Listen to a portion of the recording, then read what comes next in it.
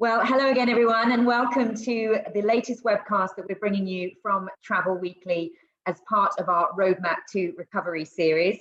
And I'm absolutely delighted to be joined today by Christian Verhoonig, who is well known in the cruise industry. But Christian, you're here today to talk to us about something very, very exciting, because we're announcing today that you're launching a new cruise line. So tell us all about it. Tell us what it's called, first of all, and when it's going to be starting to sail.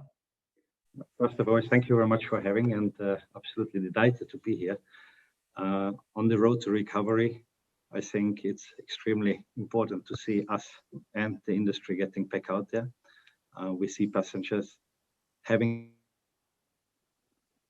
and therefore we are presenting today Ambassador Cruise Lines.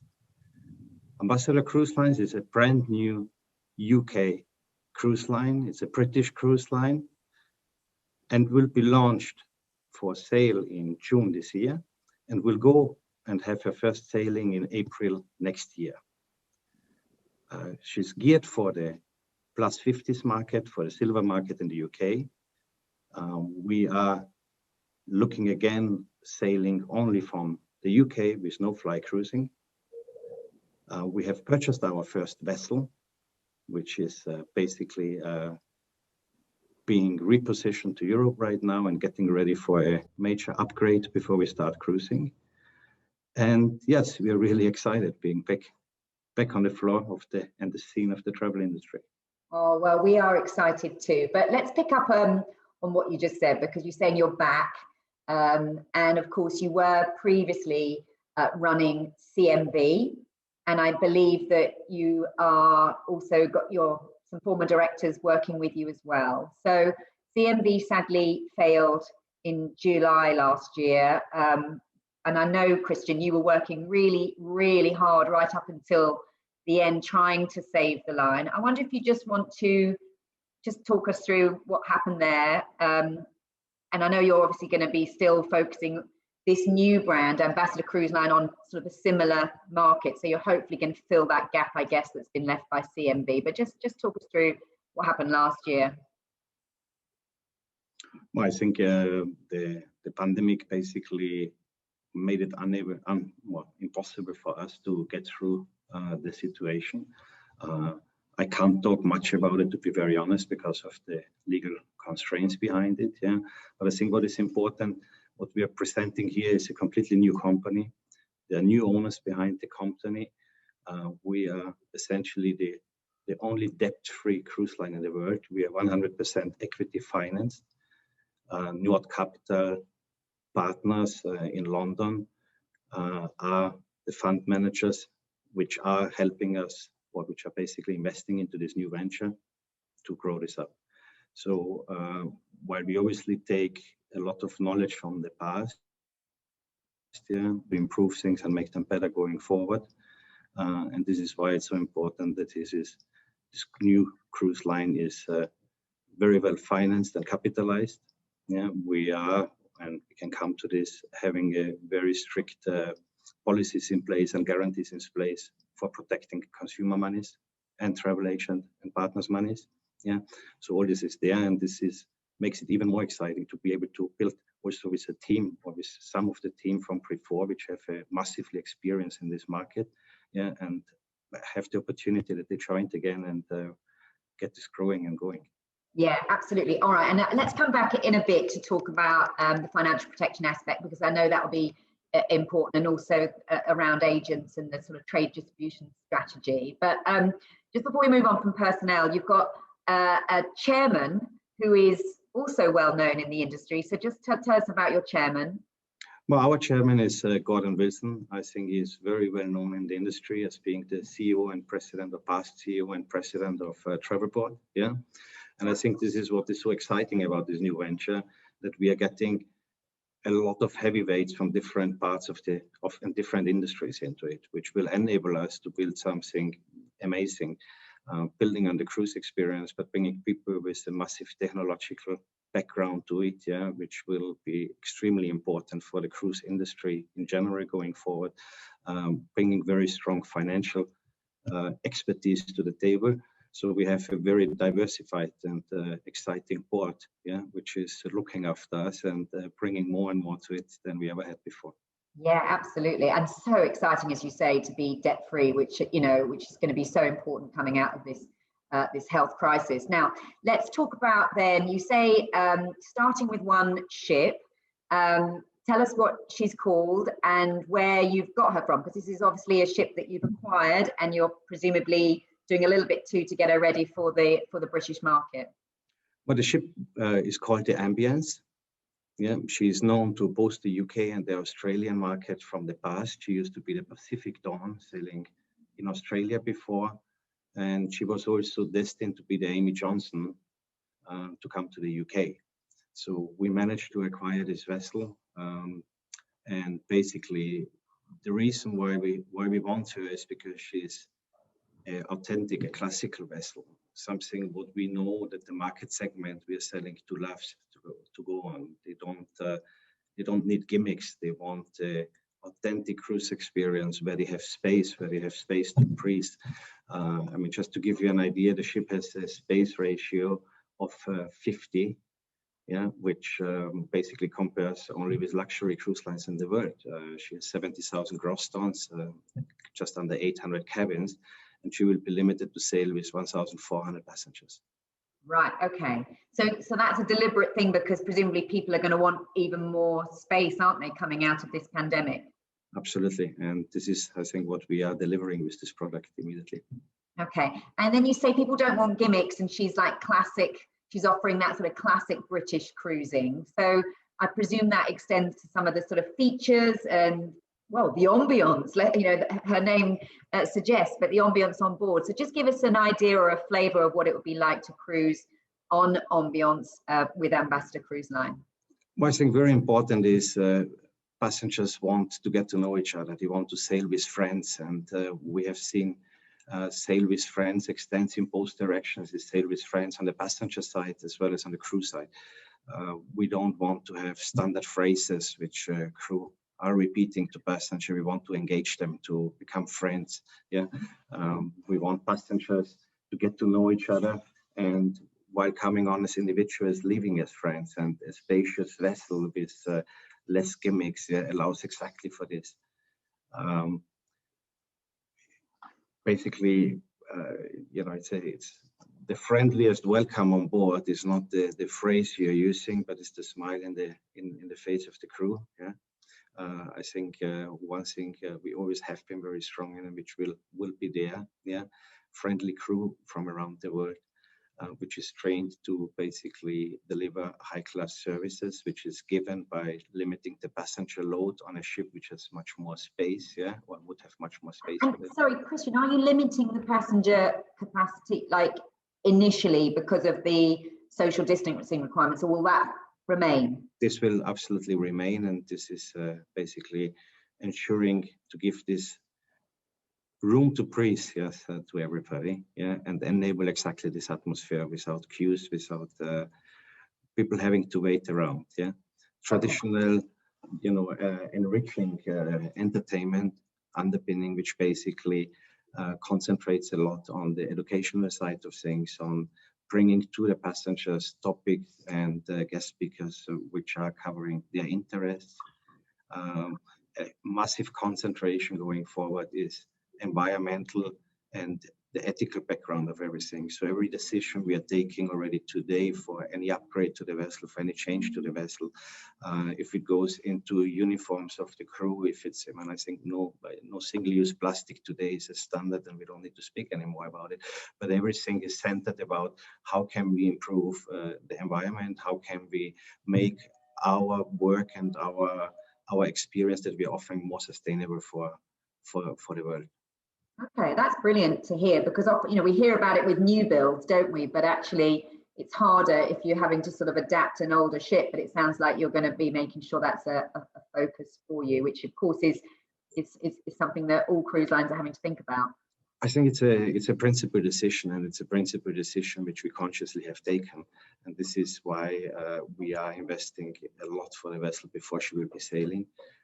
She will, on the technical side, will be upgraded to IMO Tier 3 requirements, which are only required by 2025, but which we are bringing forward immediately. And just to give you an idea, the NOx emission difference between tier 2, which is required for next year, and tier 3 is 70%.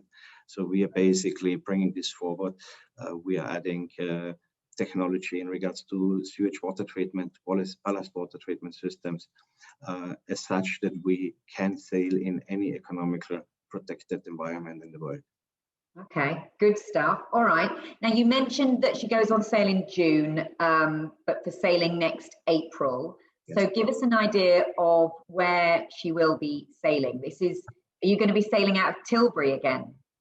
Yes, Tilbury will be her home port. Yeah. Yep. She's starting out with an inaugural cruise on 6th of April 2022, going a 4-day cruise to Hamburg, and she will be thereafter concentrating on sailings in the Norwegian fjords around the British Islands, the Baltic Seas, including St. Petersburg, for the summer season. We are adding Greenland, the Arctic, and Iceland. We lost you there. Sorry, Christian, your sound went. So you were saying she's going out of Tilbury to Hamburg, then the Norwegian fjords and British Isles, and then we lost you. I'm very sorry for this. She will then continue the Baltic Seas, including St. Petersburg, going up to Greenland and the Arctic and Iceland. And in the winter months, she will do expedition-style voyages through the Canaries, the Caribbean, Cuba, Cape Verde, and Scandinavia. Wow. Okay. Fantastic. Well, it sounds absolutely brilliant. And what are your sailing requirements going to be, Christian, in terms of, I know obviously things are changing all the time, but and we perhaps don't know what's going to be required by April, but in terms of your sort of thinking so far on the COVID health and safety protocols and vaccinations and stuff, what are you planning? Well, I think first of all existing cruise customers understand that the cruise industry or cruise lines in general are the most extensively regulated sector of the tourism industry. And for health and safety points, we have very stringent regulations in place. Yeah, and obviously we, as well as any other cruise company, are fully adherent to this. We will in addition operate a policy that all customers and crew will need to be vaccinated prior to setting sail to provide this additional peace of mind. Okay, all right, so fully vaccinated, brilliant, all right, which of course people will be, certainly from Britain by then. All right, and then you mentioned earlier this was for the over 50s, that kind of silver travel market.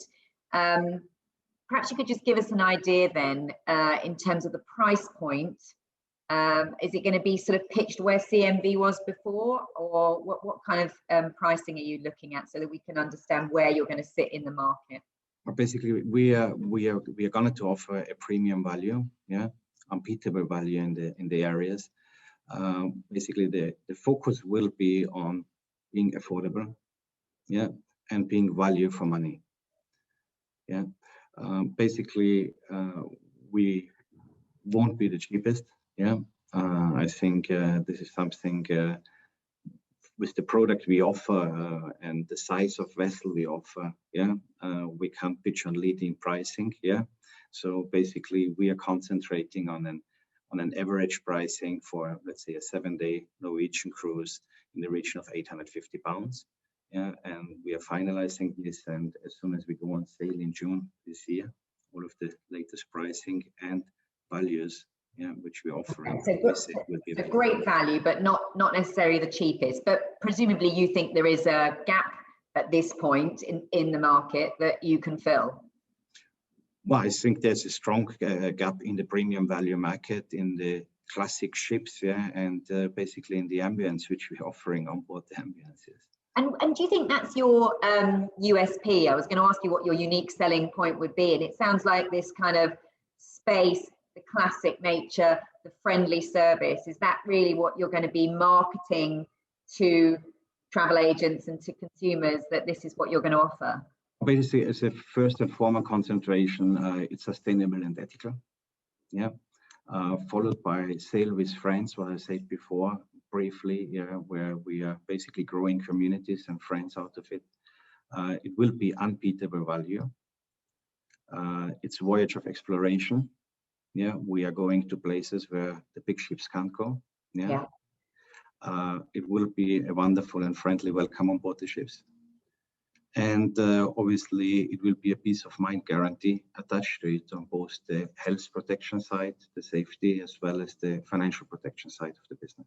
Which is so important. Okay. All right. Well, let's talk about how you're going to sort of sell this and your distribution strategy. Obviously, agents were very key to CMV. So are agents going to play a big part in Ambassador Cruise Line's distribution strategy? Well, we have a very strong belief in the travel trade and for travel agents.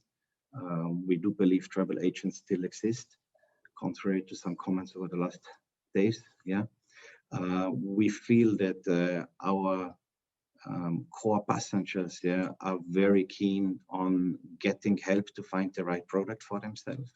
Yeah, that basically service which are offered by travel agents is massively important to the consumers and to us. And we have a full trade sales team on standby and ready to shoot out today, yeah, and contacting the travel trade and the agents, yeah, and get them with us onto the ship, yeah, and make this a success story.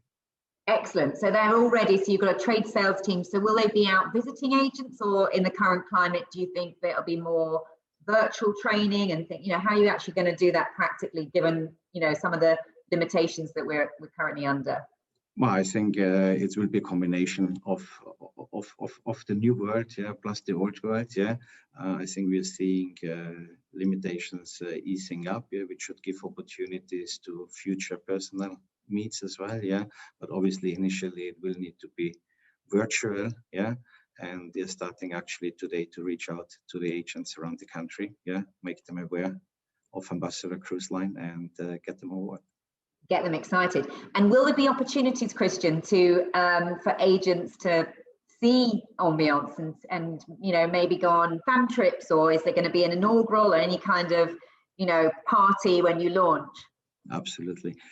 Before she will set sail to her inaugural cruise to Hamburg, yeah, she will be based in Tilbury, and we obviously will be welcoming the travel trade and the media and press, of course, on board as well, to show them what we're all about.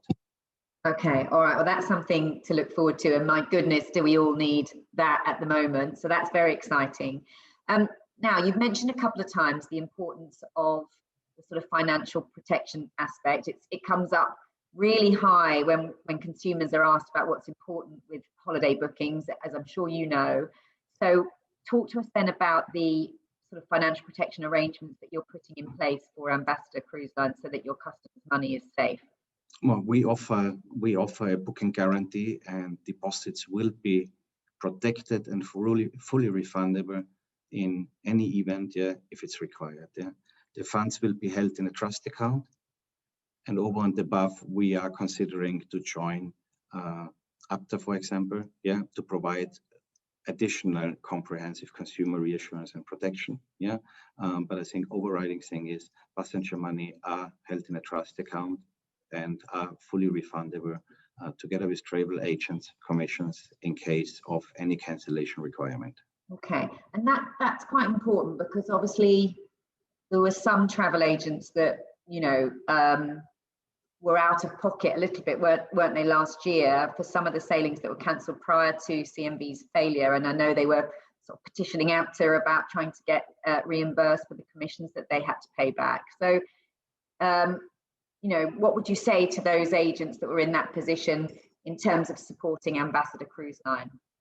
Well, ensuring basically that we do have full protection in place for any consumer money, yeah, was a priority goal to achieve before we launched this product. And I think this is what we're achieving here, and I think this is a very strong message for everybody. Yeah. Okay, and that's something that your sales team will be absolutely yes. hammering home when they're going to try and get agents on board. Absolutely, yes. Okay, really good peace of mind and reassurance for them. All right, and you mentioned you're considering joining APTA. What about CLEAR? Are you going to be joining all these associations? Well, we will talk to everybody and then we will decide of this. I think we know the value of Apto, we know the value of Clear, yeah. But at the same time, we wanted to make sure to be ready to launch this before we initiate discussions. So I'm sure over the next couple of weeks there will be some interesting news for everybody on this front. Oh yeah, we can't have it all. We can't have it all at once. We'll wait and have some follow-up stories. All right, Christian. I'm conscious of your time, but just a couple of final questions. I mean, I know it must have been. It's been so hard for everybody, hasn't it, over the last 14 months?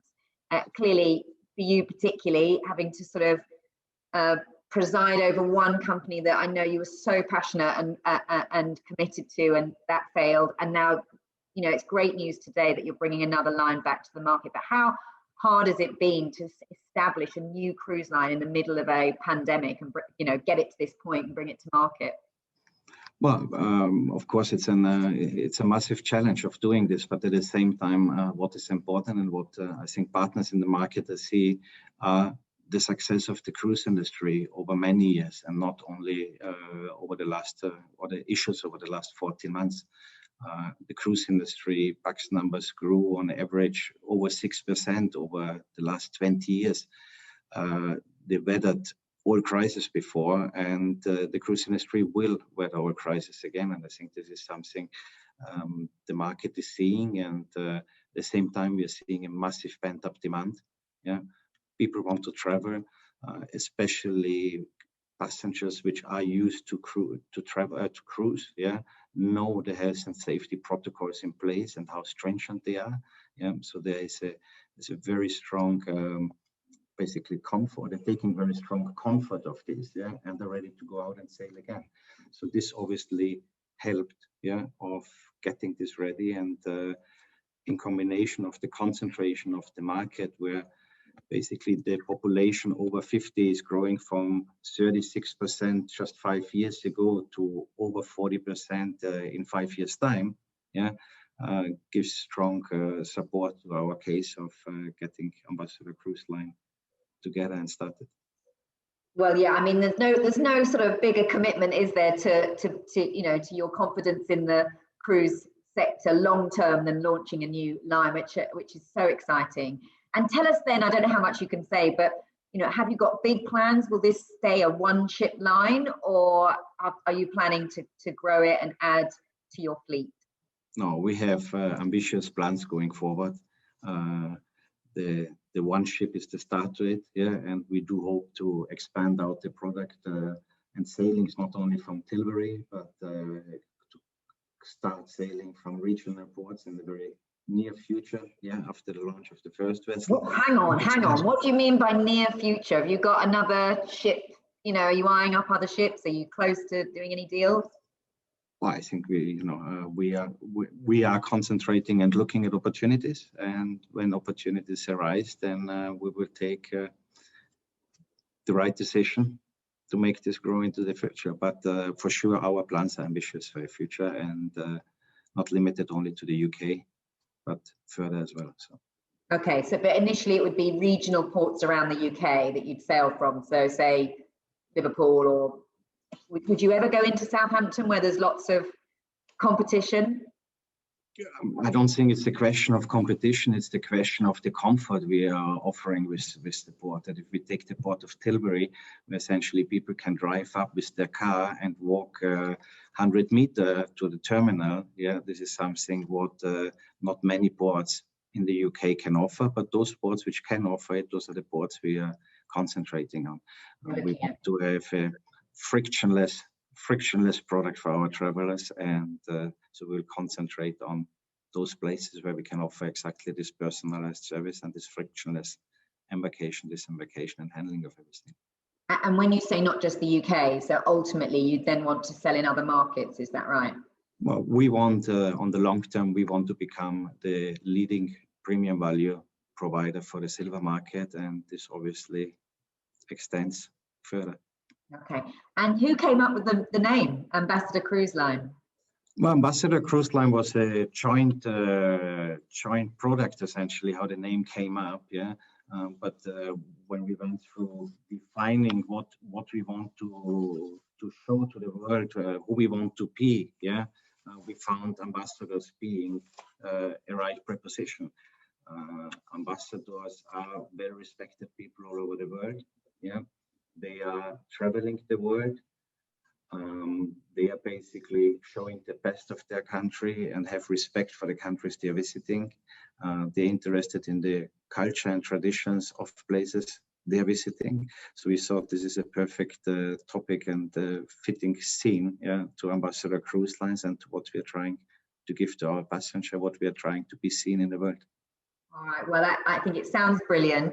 We're so grateful that you've spared the time, Christian, to tell us all about it. You sound so passionate. It's just wonderful to be reporting on something, you know, so positive. I really hope that travel agents in the UK get behind it for you, and we wish you all the very best with your new venture. Thank you very much, Lucy, and thank you very much for giving me the opportunity to be here today. All right, see you soon. Thank you.